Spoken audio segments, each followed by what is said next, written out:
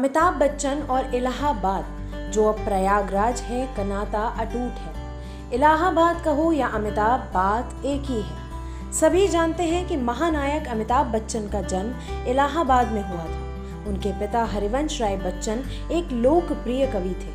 अमिताभ बच्चन का बचपन इलाहाबाद में बीता था। यहाँ सिविल लाइंस के 17 क्लाइव रोड के बंगले में उनका परिवार रहता था। 5 अगस्त 2017 को अभिषेक ऐश्वर्या इस बंगले में गए थे।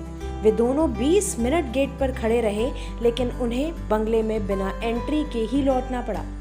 जून में अमिताभ बच्चन ने इलाहाबाद स्थित उनके पुराने मकान की तस्वीरें साझा की। इस घर के 1/4 हिस्से में अमिताभ बच्चन उनके परिवार के साथ किराए पर रहा करते थे। अमिताभ बच्चन ने लिखा, हम इस किराए के घर के 1/4 हिस्से में रहते थे।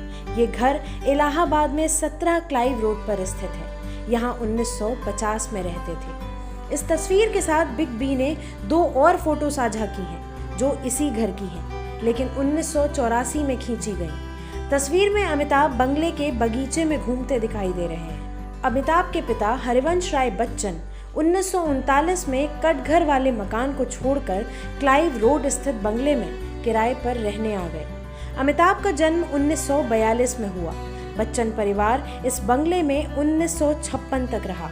इस बंगले यानी फूल वाले बंगले में 3 बड़े कमरे हैं। दरवाजे, खिड़की और रोशनदान मिलाकर 10 दरवाजे हैं। इस वजह से इसे 10 द्वार वाला बंगला भी कहा जाता है। बंगले के मालिक श्री शंकर तिवारी थे। वे वकील थे। कांग्रेस के टिकट पर इटावा से सांसद भी बने थे। सपा सुप्रीमो मुलायम सिंह यादव के परिवार से इनके अच्छे रिश्ते थे। इस बंगले में अब कोई नहीं रहता। यहाँ ताला लगा है। इसकी देखभाल अब ट्रस्ट के मेंबर और वकील के पांडे करते हैं। पांडे श्री शंकर तिवारी के पड़ोसी थे। तिवारी ने ही पांडे को बंगले की देखरेख की जिम्मेदारी दी थी। तिवारी का निधन हो चुका है।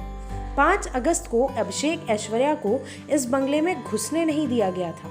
इस बारे में पूछे जाने पर पांडे ने बताया था कि ये बंगला ट्रस्ट का है। उन्होंने आने से पहले ना तो कोई सूचना दी थी और ना बंगला देखने के लिए परमिशन मांगी थी। क्या इलाहाबाद का कोई व्यक्ति बच्चन परिवार से बिना किसी अपॉइंटमेंट के मिल सकता है? नहीं ना। इसलिए ट्रस्ट के लोगों की परमिशन के बिना उन्हें अंदर नहीं जाने दिया जा सकता था।